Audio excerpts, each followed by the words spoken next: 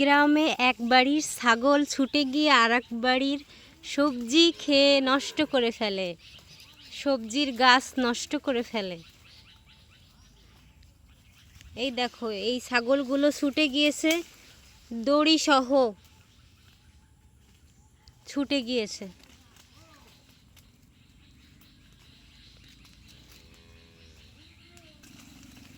হেই হেই হেই হেই হেই হেই হেই। কি করছো সাজ্জাদ?